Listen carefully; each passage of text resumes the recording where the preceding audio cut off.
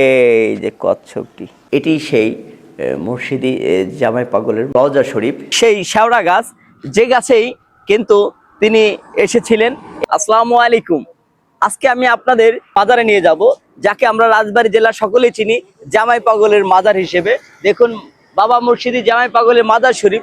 আজকে আমরা এই মাজার শরীফে ঘুরবো এবং তার ইতিহাস সম্পর্কে জানবো। এখান থেকে কত টাকা ভাড়া, কিভাবে যাবেন, আসুন সম্পূর্ণ আপনাদের ঘুরে দেখাবো। আসসালামু আলাইকুম। আমরা যাব জামাই পাগলের মাজারে। কয় টাকা ভাড়া? 20 টাকা দিলে হবে। চলুন আমরা যাই। আপনারা এখানে চলে আসতে পারবেন, এটা আলাদিপুর বাজার থেকেই পাশেই, বলে আলাদিপুর বাজার বললেই হবে। এখান থেকে আপনারা পাবেন রিক্সায়। আসুন। এটা 20 টাকা ভাড়া, তাহলে তো ভুল হইলো। এই মুহূর্তে দাঁড়িয়ে আছে ঠিক গেটের সামনে, যে গেটের সামনে ডান পাশে লেখা আছে একটি দান বক্স, এবং উপরেই এই গেটের সামনে সুন্দর করে লেখা আছে মুর্শিদি জামাই পাগলের মাজার শরীফ। আমরা মাজার শরীফের ভিতর ঢুকবো। তার আগেই আপনাদের একদম দর্শনীয় যে কথাটি আমি বলবো, সেই ঠিক এই আমাদের এই জামাই পাগলের মাজার যা হওয়ার মূল কারণ হচ্ছে, যিনি রাজবাড়িতে প্রথম যে জায়গাটিতে এসেছিলেন সেই শেওড়া গাছ। আমি আপনাদের শেওড়া গাছটি দেখিয়ে তারপরে আমি ভিতরে ঢুকবো আপনাদের। ঠিক আছে, চলুন আসুন। এই যে দেখাচ্ছি, এই যে সেই গাছটি, এই দেখুন, এই যে যে দেখতে পাচ্ছেন যে গাছ, এটি কিন্তু সেই শেওড়া গাছ, যে গাছেই কিন্তু তিনি এসেছিলেন, এখানেই বসেছিলেন আমাদের মুর্শিদি জামাই পাগল। আমরা এখন ভিতরে প্রবেশ করব এবং ভিতরে কি আছে, কেমন আছে, সেগুলো আপনাদেরকে দৃষ্টি দেখাবো। সম্পূর্ণ আমার চোখে মানে আপনাদের চোখ। চলুন, ঢোকার সাথে সাথেই দেখবেন একটি মসজিদ রয়েছে। আমরা আস্তে আস্তে ঢুকবো। ইনি হচ্ছেন আমাদের জ্ঞান সাধক। আমাদের রাজবাড়ী জেলায় ইনি কিন্তু এসেছিল 1960 সালে।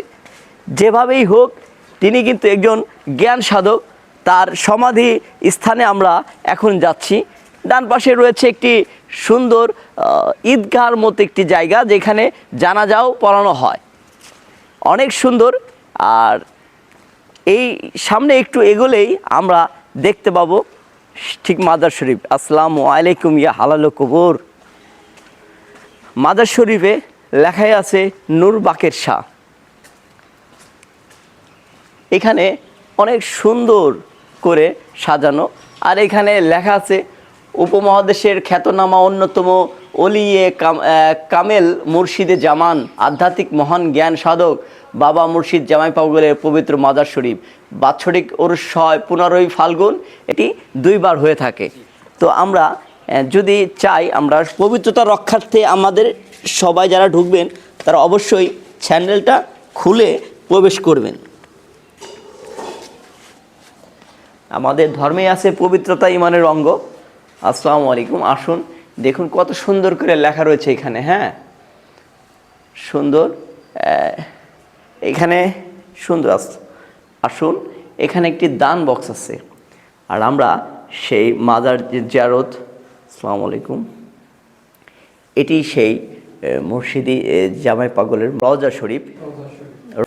এইখানেই তিনি কিন্তু শায়িত আছেন, ঠিক নীরব নিথুর।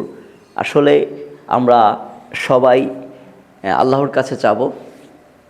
আমরা দেখি, একটু ঘুরে এসি। এখানে দেখুন লেখা আছে, ভাবছো বসে চলবে কিসে, ভাববার তুমি কে, যার ভাবনা তিনি ভাবছেন, তুমি ভাবো তাকে। দেখুন কত সুন্দর তার জ্ঞানের ভাণ্ডার। আমরা আগেই বলেছি তিনি ছিল একজন জ্ঞান সাধক, জ্ঞান পিপাসু মানুষ। তার কথাই ফুটে উঠেছে এখানে। এই পাশে আরও কয়েকটি সমাধি রয়েছে। এইখানে রয়েছে দেখুন বাবা মুর্শিদ জামাই পাগলের ভক্ত বাবা নূর বাকের শাহের। এটি হচ্ছে বাকের শাহের। আর এই পাশে আরেকটি রয়েছে বাবা নূর বাকের শাহের খাদেম মা গরিব পাগলির রওজা মোবারক। গরিব পাগলির খাদেম জামাই পাগলের মাজার। এখানে অনেক সুন্দর লেখা আছে, আর এখানে আপনারা যে কোনো মুহূর্তে আসতে পারেন। কোনো বন্ধ নাই, আপনারা চেষ্টা করবেন দিনের বেলায় আসলে ভালো হবে।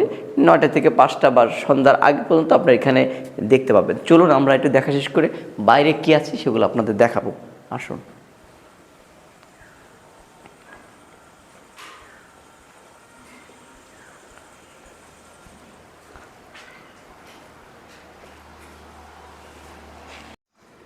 ধন্যবাদ,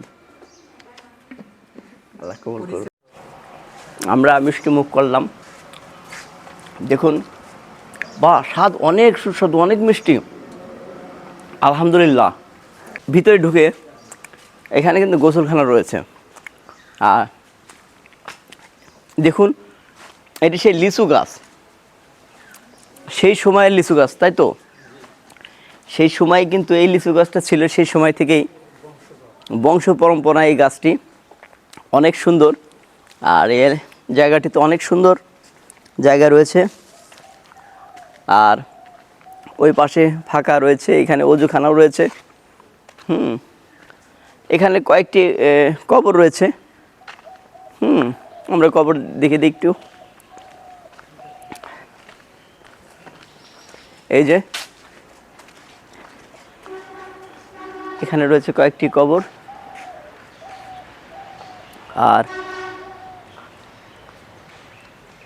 এ পাশে কচ্ছপ আছে, আমাদের সঙ্গে আরাফাত আছে। আরাফাত, একটু কচ্ছপ মাছটা দেখাও তো, সুন্দর করে হাত দিয়ে দেখাও কচ্ছপটি কোথায়।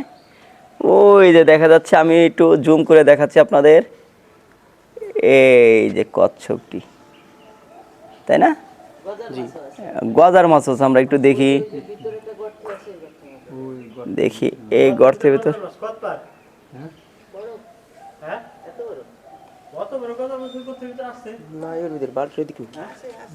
উনি এই শেওড়াতলা গাছে বসতো আর কি, বসতো আর অনেকে দেখতো, ওনার পরিবেশটা বুঝতো। এখান থেকে আবার উনি যেতে হলো, ওই যে পশ্চিম দিকে একটা মনসার বটতলা আছে। আপনাদের সবার সুস্বাস্থ্য কামনা করে আজকের মতো এই ভিডিওটি এখানে শেষ করছি।